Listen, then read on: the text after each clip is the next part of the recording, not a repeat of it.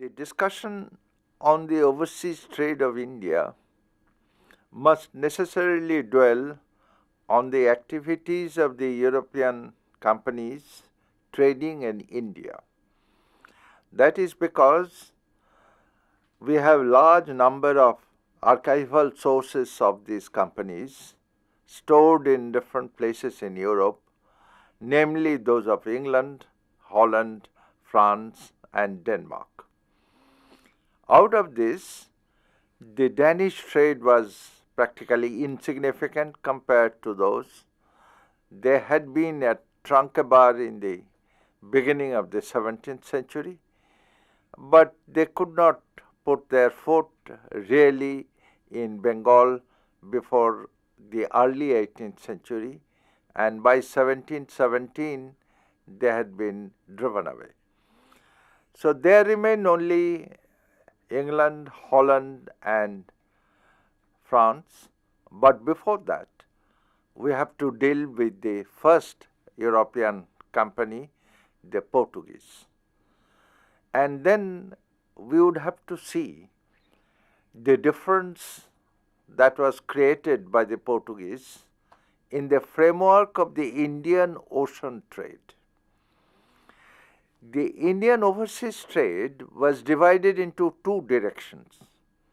One was going to the Western Asia, to the Middle East, and the other to Southeast Asia.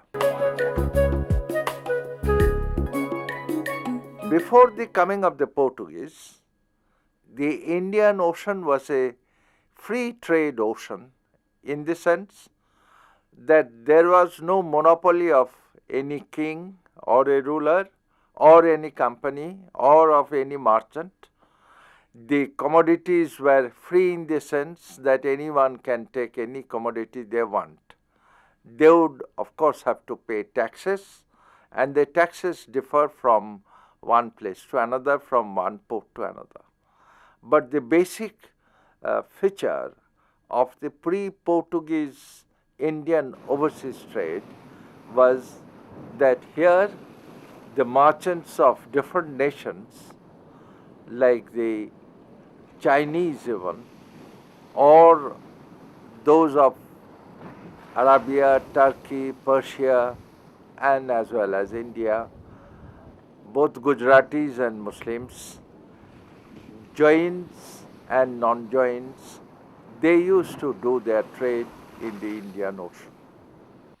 The government did not interfere. No government actually interfered.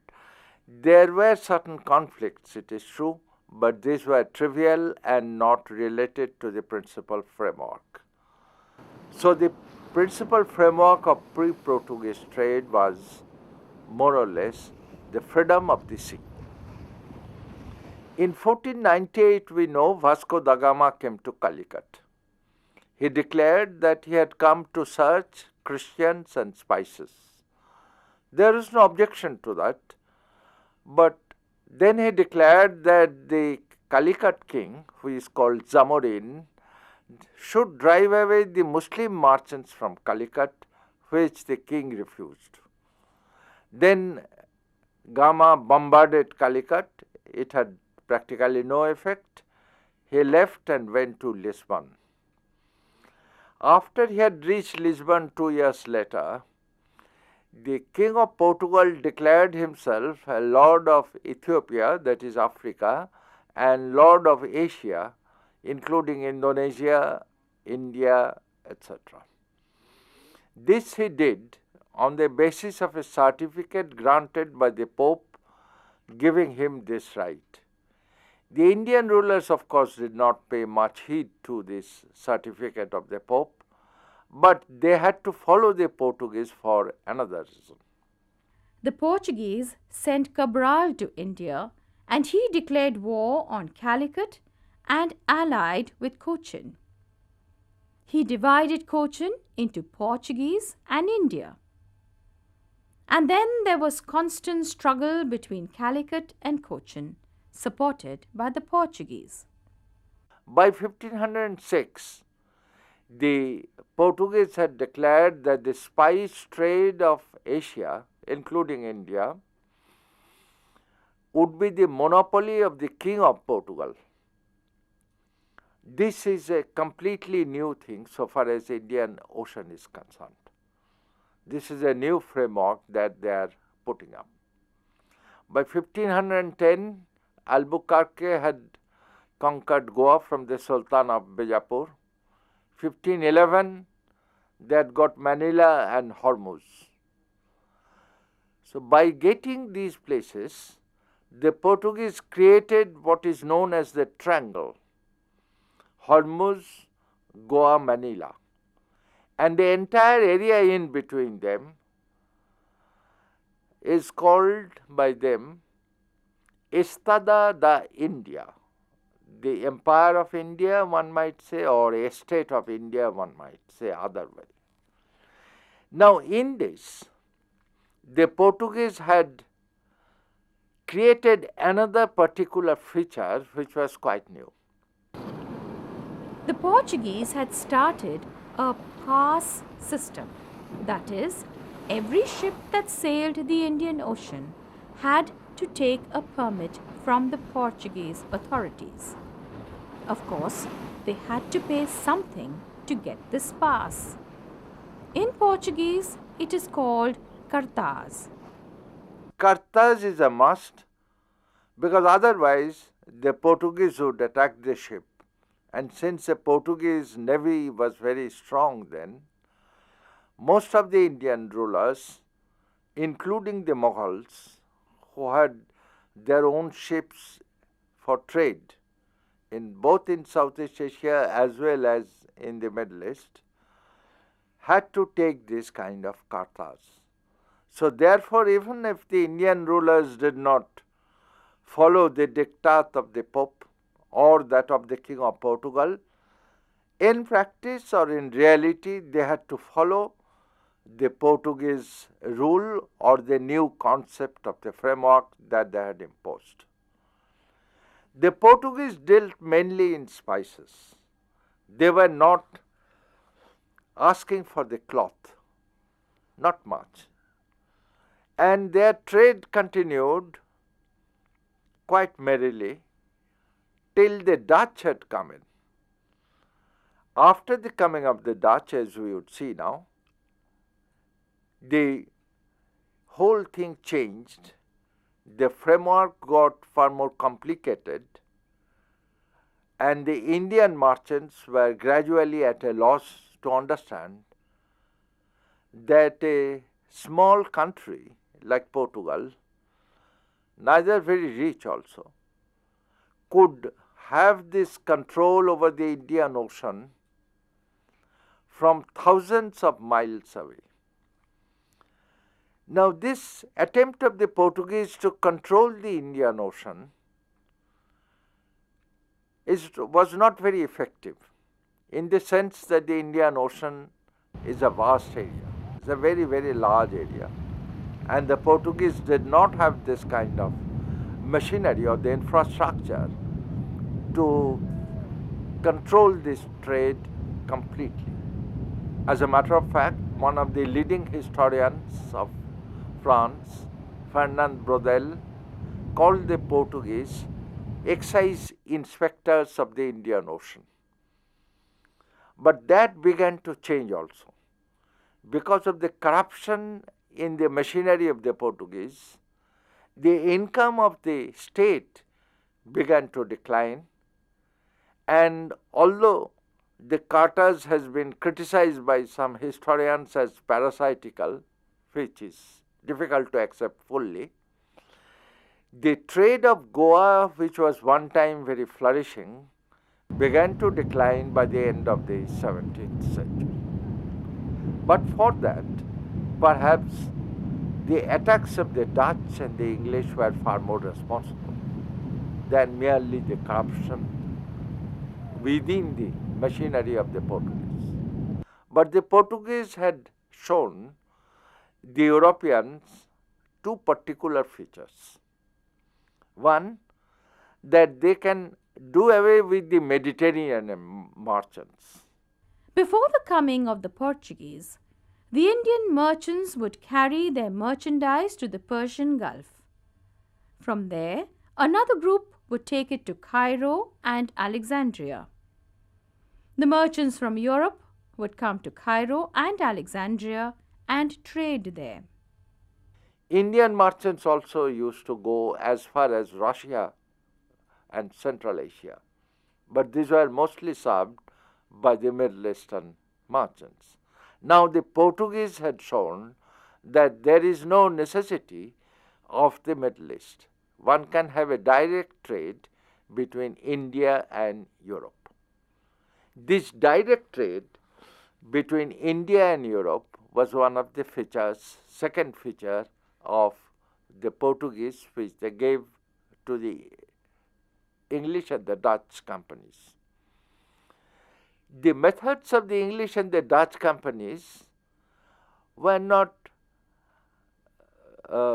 very different from those of the Portuguese. They wanted also to control the Indian Ocean, but at the same time, being far more powerful and resourceful than the Portuguese, they wanted certain privileges in the Indian ports, like less tax and other things.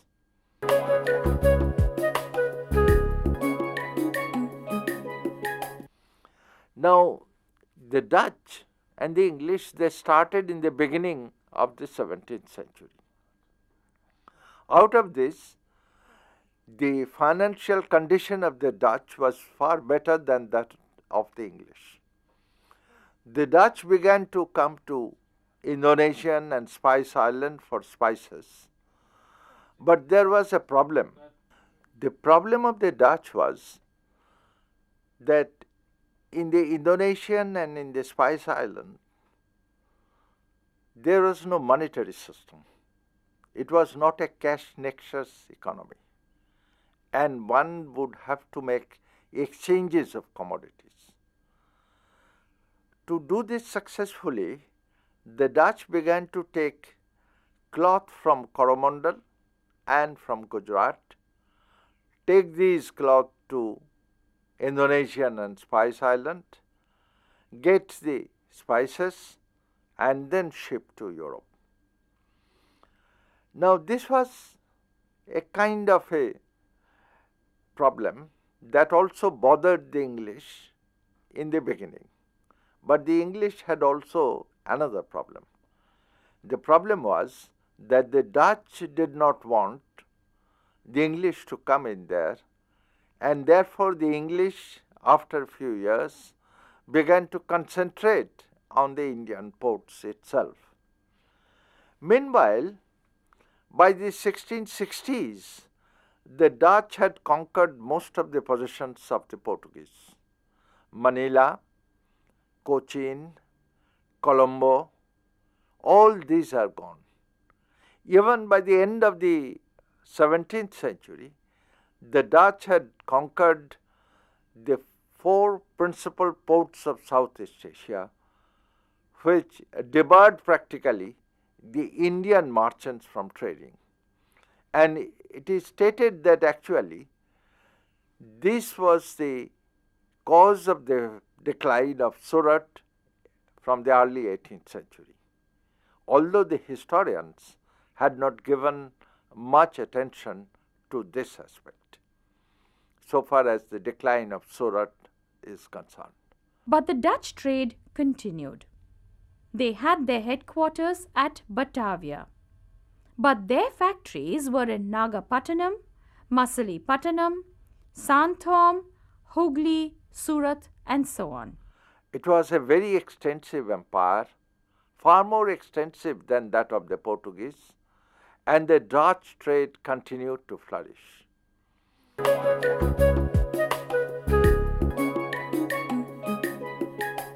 English, following the Dutch, now concentrated on the Indian ports. They had a factory at Masilepattinam, early 17th century. By 1623, they had conquered Hormuz from the Portuguese. Then they had Madras in the 1630s. In the 1660s, they had Bombay, which was given as a dowry by the Portuguese king. for the marriage of Portuguese princess and English prince. Now, with this was added, after 1632, when the Mughals had driven the Portuguese away from Hooghly, the starting of the factories in Bengal, first at Hooghly, and then at the end of the 17th century, the English came to Calcutta, purchased 3 villages from the Subadar Ajimushan, and settled there. In 1717, they got the firman from the Emperor Farrukhsher of doing free trade in Bengal, what he meant, but the English meant all over India, for a payment of 3,000 rupees annually.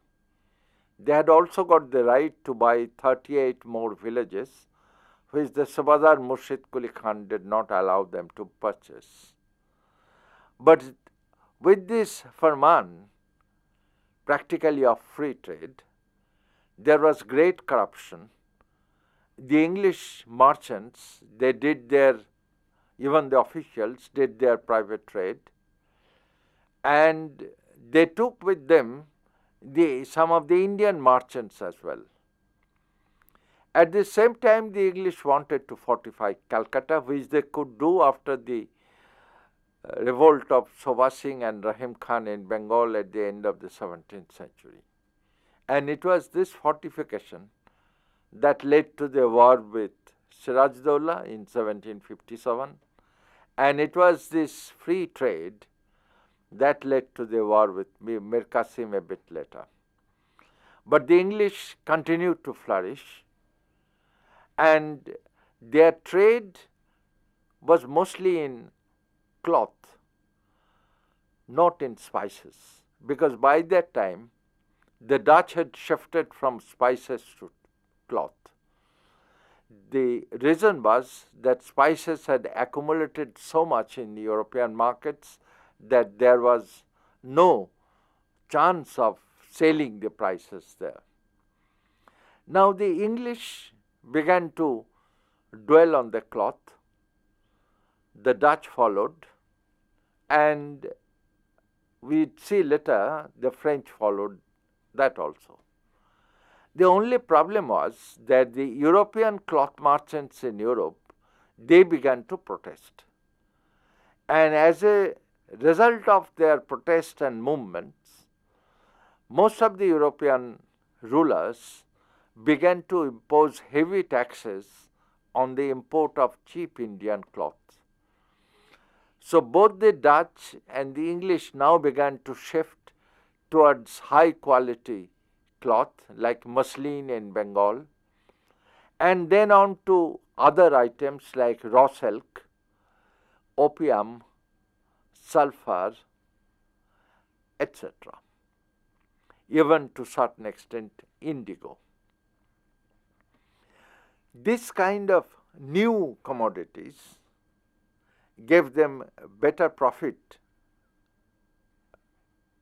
in comparison to the profit given in the spices. But the principal profit of both the Dutch and the English came not from their direct trade between Europe and India, but on the basis of the coastal trade or intra-Asian trade between different places in India, in which they could buy easily and sell it. The one problem of purchasing in India for both the Dutch and the English was that India had a very strong cash nexus economy. That is, goods in India had to be purchased with hard cash. For this, the European companies began to import foreign currency as well as bullions of gold, silver, and copper. This is one of the reasons why the Mughal mint was very prosperous, the Mughal coinage one of the best in the world. But this was also questioned by the European thinkers in Europe. According to them, their money was going out, which would mean they are getting poorer. They did not account for the fact that Europe was gaining in profit by selling the goods purchased in India or in other parts of Asia. Whatever it is, this kind of debate continued. The East India companies continued merrily. Tapan Raichaudhuri, the noted historian, had stated that the Dutch trade had begun to decline after 1693.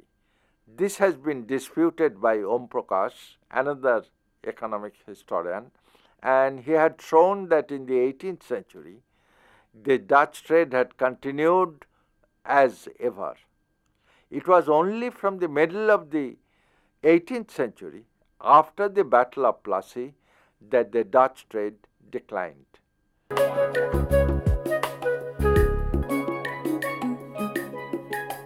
The French had started a company in 1664 in France, mainly by the initiative of the minister Colbert. In 1666, the French had established themselves at Surat with the Farman of Aurangzeb, the Mughal emperor. In 1669, they had established a factory at Masalipatnam, but they had to leave it due to their quarrel with the Masalipatnam authorities next year. They came back in the 1680s. But they had other places there. For example, they conquered San Thome in Coromandel, but in Coromandel, they had to fight the Dutch and the Golconda king at the same time, and they lost San Thome. It was only then that, under the invitation of Sher Khan, the Nayak of Bijapur, the French had gone to Pondicherry, which was called then Puducherry, a small village. This, at the end of the 17th century, became the headquarters of the French East India Company in India. But the French trade, which continued in the beginning quite well, ran into problems because of the continuous European wars, particularly against the Dutch and the English. The Dutch blocked the mouth of the Ganges, did not allow the French ships to go out or come in, and the French company was in a doldrum in the 18th century. In 1719, the old company was dissolved and a new company was made in France. This company, without any disadvantage of having the European war, began to flourish, and by 1730s, or at the end of the 1730s, their trade had almost reached that of the English. So the French continued also at the same time. Eventually, all the European companies except the Danish flourished in the Indian soil. But one must note that the European factories of that time did not manufacture anything. Then what did they do? The European factories, although called factories, merely collected the goods brought from hinterland and export these to Europe or to other places in Asia.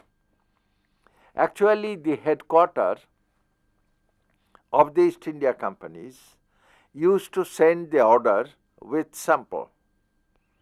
These are then given to a number of merchants on a contract basis with some advance.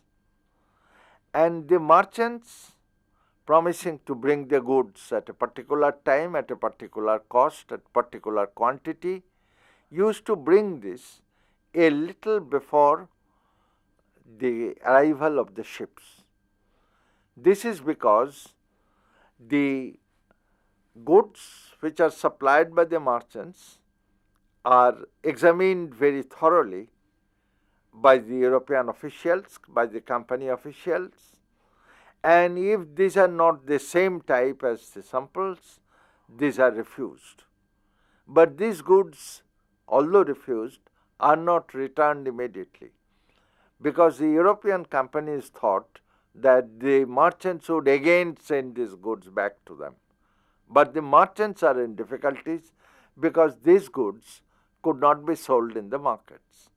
So there is a constant tug of war between the Indian merchants and the European companies on this issue. There were certain other issues on which the European companies had problems with the state, for example. The European companies wanted extraterritorial rights for their factories and for their employees.